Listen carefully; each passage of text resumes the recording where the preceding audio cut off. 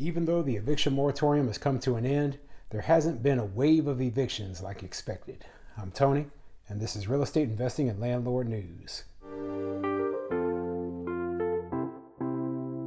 Alright, so I have an interesting article for you today, and it's really going over the fact that there hasn't been this huge wave of evictions that they expected. They expected there to just be this absolute tsunami of evictions going on after the eviction moratorium ended, and it just hasn't happened, at least not yet. Okay, some places have seen big spikes, but not nearly the numbers that they were expecting.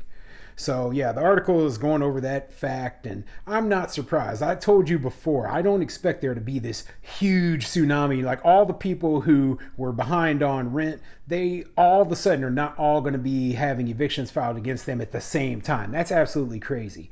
So yeah, everything they were talking about was just completely false, and it's just more proof that it was time for the eviction moratorium to end, and that the results and the consequences of that aren't as bad as they expected.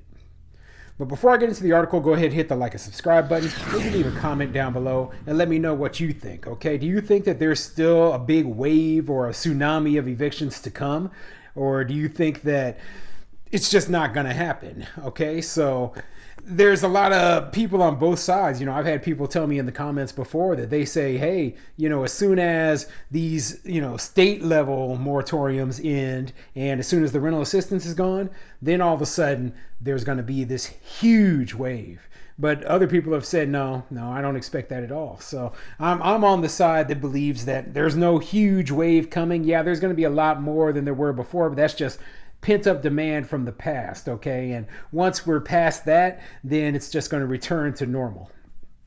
So this article comes from localmemphis.com, and it says, eviction confusion again. End of U.S. ban doesn't cause spike. And let's see what it says.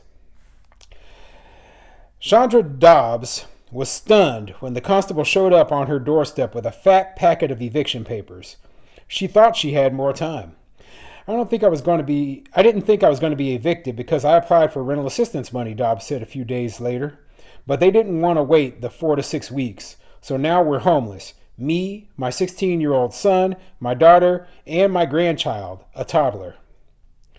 Her confusion is a common theme across America at a time when the federal government has ended rental protections while doling out billions of dollars in rental assistance.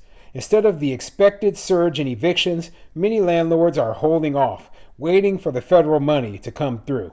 And yeah, that's very true. A lot of landlords are holding off and seeing if they can get any kind of rental assistance, or if they can work out a deal with these tenants and not just straight kick them to the street. So yeah, the number of evictions that are happening is not as many as they expected. Now, in my opinion, instead of having an eviction moratorium in place in the first place, they should have just put this rental assistance money out there so that these tenants could pay their landlords, or so that the landlords were still getting paid and they wouldn't have a reason to file eviction against the tenants. But no, that's a logical conclusion. And the government doesn't always think logically when they put all the rules and laws and everything into place. So they put these eviction moratoriums in place, and then they didn't put a rental assistance program in place that would make sure that the landlords get paid. The result is that a lot of landlords, they just sat there not getting paid for 12, 15, 18 months plus, okay? And some of them still haven't been paid. Some of them will never be paid. It's unfortunate, but that's what they put into place. A completely unlawful, unconstitutional rule, and it's been thrown out by the Supreme Court. Thank goodness. But there still are local and state eviction moratoriums in place that are really costing these landlords a lot of money. So, but while few jurisdictions bar landlords from evicting renters who have applied for the money, most do not. Court records show the eviction judgment against Dobbs was for $3,837, which included $2,700 in rent, plus late fees and court and legal costs. Encore Management LLC, which filed for the eviction, did not respond to a request for comment about its side of the case. So yeah, the lady says that she put in for the rental assistance and they didn't want to wait the 4 to 6 weeks to get it. Now, she didn't mention how long had it been since she had paid rent before she put in for that rental assistance. Now, if it's the very first month that you're not going to be able to pay the rent going forward, you should be putting in for a rental assistance immediately. Okay, it shouldn't be, well, let me wait 3-4 months, and then when the eviction moratorium ends, then I'm going to put in for the rental assistance. That was just screwing the landlord over that whole time. And then you're trying to do a last ditch effort to try to get rent so you don't get evicted. Instead, you should have applied immediately when you knew that you were going to have trouble paying the rent. Okay. Dobbs, who was laid off from her job as an exotic dancer during the pandemic, said her family is staying temporarily with friends while working with a nonprofit to find a new home and get money for a rent deposit.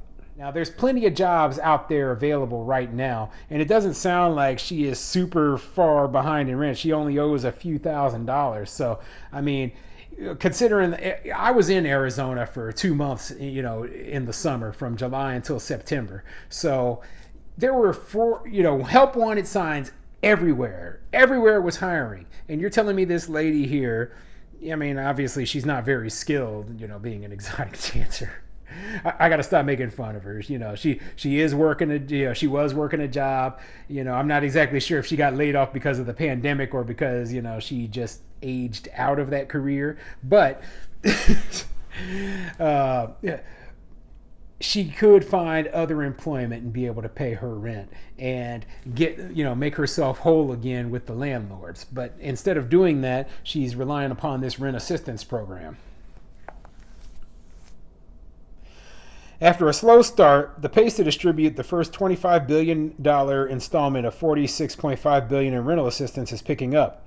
Treasury Department officials said the program had served 420,000 households in August, up from 340,000 in July, and distributed $7.7 billion since January.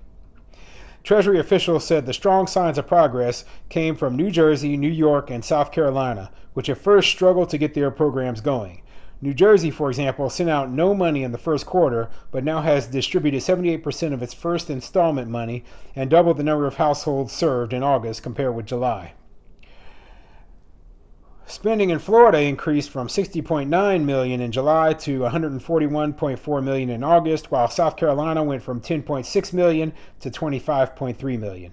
New York saw a jump from $8.5 million to $307 million. So yeah, the states are now that the eviction moratorium is over, they finally realize, they're like, oh my goodness, we're going to actually have to hurry up and get this money to these tenants or they're going to lose their housing. Why did they have to wait until the eviction moratorium came to an end before they finally, felt the pressure and felt the need to get this money to these landlords, okay? Landlords were sat there and suffered that whole time. And as long as that eviction moratorium was in place, the states felt no rush whatsoever to make sure that that money got to them. And that is wrong, okay? That's part of the reason why I didn't even believe in having this eviction moratorium, okay? It's an unlawful program. It's unlawful. It's just unlawful. And there's no way that you can justly compensate these landlords. And there's a lot of landlords who will never be compensated because of them. So don't give me this mess about this rental assistance program being the solution, because it's not. These numbers are still early, uncertain, and there is likely additional pain and hardship not showing up in these reports, said Gene Sperling, who is charged with overseeing implementation of Biden's $1.9 trillion coronavirus rescue package. But what is out so far is certainly better than anyone's previous best-case scenario for the month after the moratorium. Sterling credited an increase in eviction diversion programs as a key reason the tidal wave predictions didn't come through, adding that it was important to keep speeding relief money to landlords. On Wednesday, the Department of Housing and Urban Development issued a new rule barring landlords from evicting tenants in HUD-subsidized public housing without providing them 30 days notice and information about available federal emergency rental assistance. So yeah, that seems like a fair rule because we're talking about HUD subsidized, that's government subsidized public housing. And so, if you're getting your money from the government, then the government, they can hold those purse strings and, keep you from getting your check unless you follow all of their rules. So whatever. But when you're talking about private landlords who aren't getting any money from the government, then we shouldn't have to follow these same rules. And thank goodness they can't force us to. So yeah, they're still working on getting this rental assistance money, but it said up in one of these paragraphs above that they've still only distributed like 7.7 billion of the 46 billion. I mean, that is pitiful. Okay, that's what, like 20% of the money. Come on, man. I mean, we're talking about the pandemic began in March of 2020, and here we are. It is October of 2021 right now, and landlords still haven't been paid. So yeah, I'm not surprised that there wasn't a big spike in evictions after the end of the eviction moratorium, but I don't think it's for the reasons this HUD guy thinks. It's not because of the rental assistance. It's because landlords aren't filing the evictions because they were able to work out deals with these tenants, or the tenants just left on their own, or the tenants actually started paying as soon as the eviction moratorium was over.